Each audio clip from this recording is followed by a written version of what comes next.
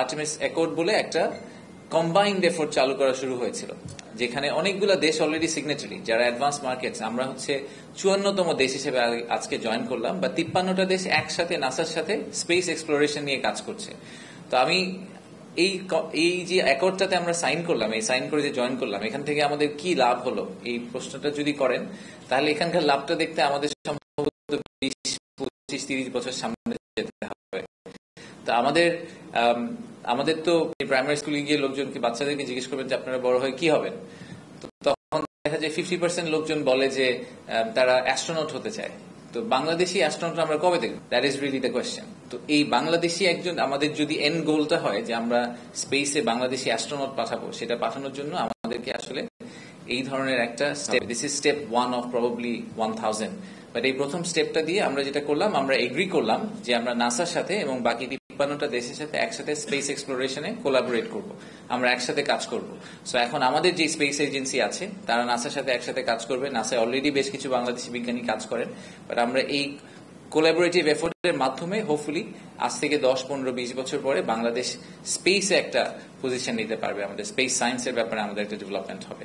এটা will also generate employment, it will also generate a completely new avenue for our young generation to explore. আর এছাড়া আজকে শেষে এইমাত্র একটা প্রোগ্রাম শেষ হলো, ওয়ার্ল্ড ব্যাংক এবং আইএফসি তারা সিপিএসডি বলে একটা রিপোর্ট পাবলিশ করেছে আজকে। সেই রিপোর্টটা নিয়ে আমাদের একটা রিভিউ ছিল এবং সেটা আমাদেরকে ডিসক্রাইব করেছেন। এখানে 4টা সেক্টর নিয়ে ওনারা খুব ডিপ ডাইভ করেছেন। এই 4টা সেক্টর হচ্ছে হাউজিং, ডিজিটাল ফাইন্যান্স, পেইন্টস, আর একটা হচ্ছে টেক্সটাইল অ্যান্ড গার্মেন্টস।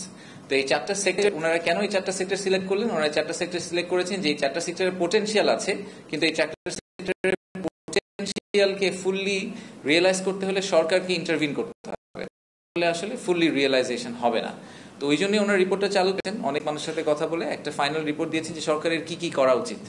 তো আমরা সেই রেকমেন্ডেশনগুলো নিয়ে এবং প্রাইভেট সেক্টরকে নিয়ে আজকে বসেছিলাম যে আমরা সামনে আসলে আগামী 6-12-18 মাসে কিভাবে এই এক্সারসাইজগুলো করে আমরা এই সেক্টরগুলোকে পারি। এবং একটা খুব ইন্টারেস্টিং ব্যাপার, এটা আমার কাছে আজকে মনে হলো যে খুবই I felt very good about it, সেটা হচ্ছে ওয়ার্ল্ড ব্যাংকের এই রিপোর্টটাতে আপনার রিপোর্টটার কপিগুলো পাবেন, এটা পাবলিক ডোমেইনে দিয়ে দেওয়া হবে। এই রিপোর্টটাতে যখন কোন একটা সম্ভাবনার কথা বলা হয়েছে, তখন বলা হয়েছে যে যদি এই ডিসিশনগুলো নেওয়া হয় বা এই ইন্টারভেনশনগুলো করা হয়, তাহলে এই ইন্ডাস্ট্রিতে এত হাজার নতুন এমপ্লয়মেন্ট জেনারেশন হতে পারে। তো আমাদের সরকারের যা অ্যাক্টিভিটি সামনে থাকবে needs to go back to job creation.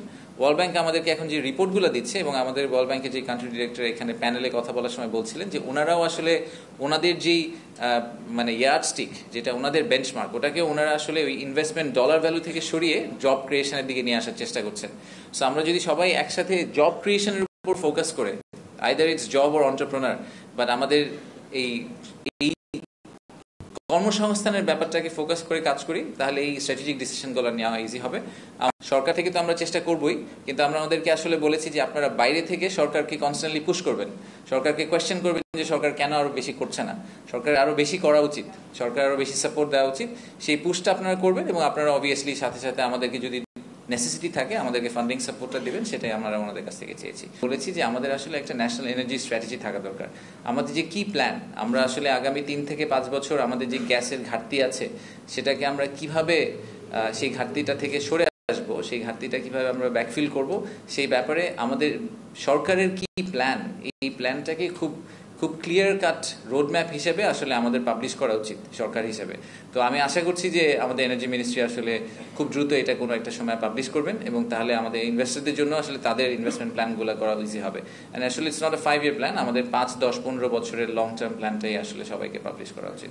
যদি আজকে সেই 10টা সমস্যাকে আপনি বললেন 21% থেকে তো 0% হয়ে যাবে না ইলেকট্রিসিটি, 21% থেকে এটাকে 10-এ নামিয়ে আসার জন্য, 10%-এ নামিয়ে আসার জন্য সরকার কি করছে, আগামী 1-2 বছর সরকার কি করবে।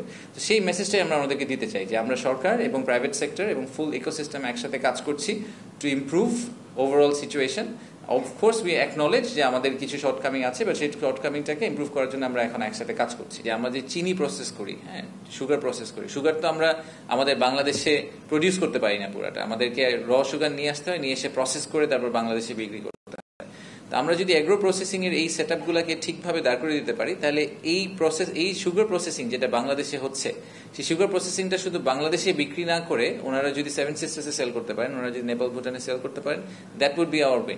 সো ওই ইকোসিস্টেমটা তাদেরকে তৈরি করে দেওয়া, পোর্ট ফ্যাসিলিটি তৈরি করে দেওয়া, রোড ট্রান্সপোর্টেশন তৈরি করে দেওয়া, যাতে ওনারা বাংলাদেশে প্রডিউস করে এই ফুল রিজনে, কারণ পোর্ট তো একটা, সব ঢুকবে চিটাগং দিয়ে, বাট পোর্ট দিয়ে ঢুকার পরে এটাকে স্প্রেড আউট করে দেওয়ার যে সুযোগটা, সেই সুযোগটা সরকারের করে দিতে হবে, ইনফ্রাস্ট্রাকচারকে সরকারকে তৈরি করে দিতে হবে।